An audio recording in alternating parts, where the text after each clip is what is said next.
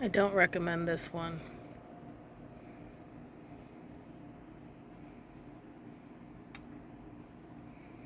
This one is okay for light use. I got that one at Menards.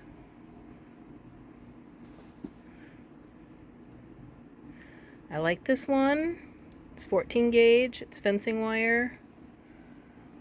Got it at my local Fleet Farm.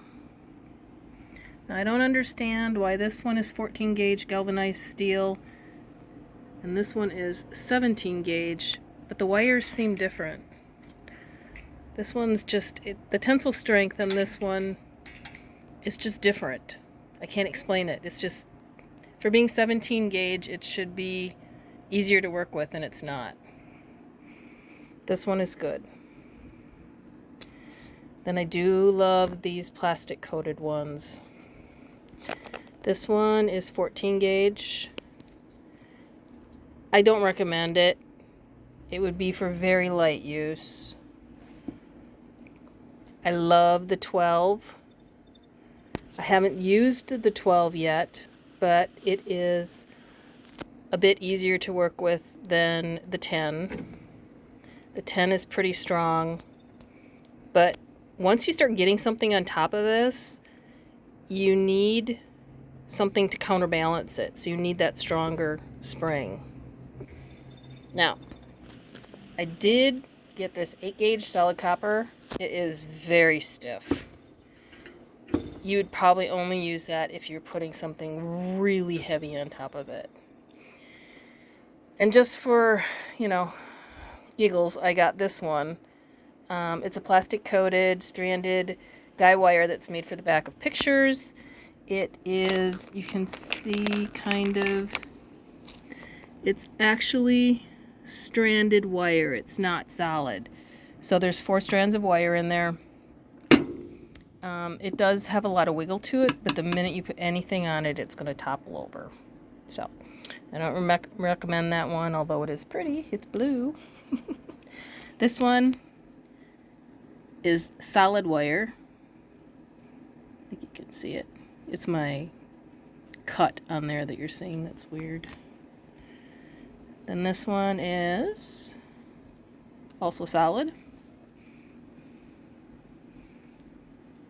This one is also solid, but this 14 gauge is just really, really soft.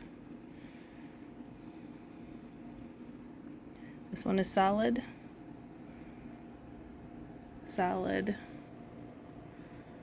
and solid.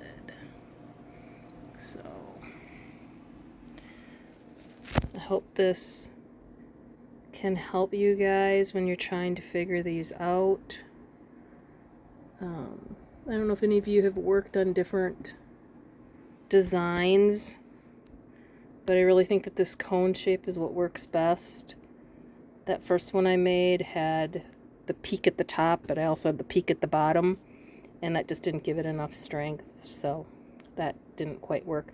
I forgot to grab my rusted wire, which was also 16 gauge, just like this one, but it acted more like this 14. It was a pretty stiff wire.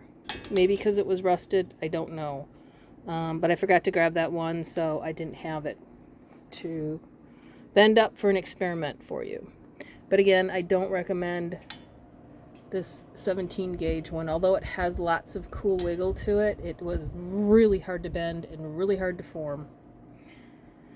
This one was okay. This 16 gauge galvanized steel wire you should be able to get almost anywhere.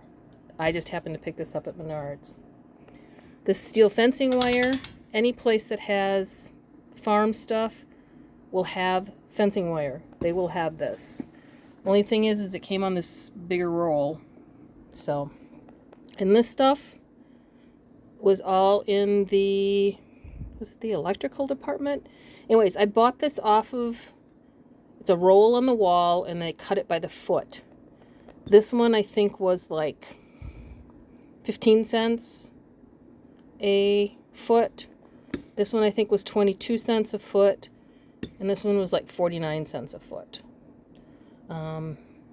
This copper one from Menards, Fleet Farm has it too. I think it was a 5-foot wire. I got a smaller one. You can get it in big coils. I think it was like $5. So it probably came to like $1 a foot. And then this stuff, I don't even remember what it was. But again, I don't recommend this. There's no strength. There's just no strength with it. So anyways, here are some of the coils that I worked up for you. And sorry if I'm moving the camera too fast, but hopefully you guys can figure something out with all this. Good luck. Remember, these are the two that I like. Okay, bye.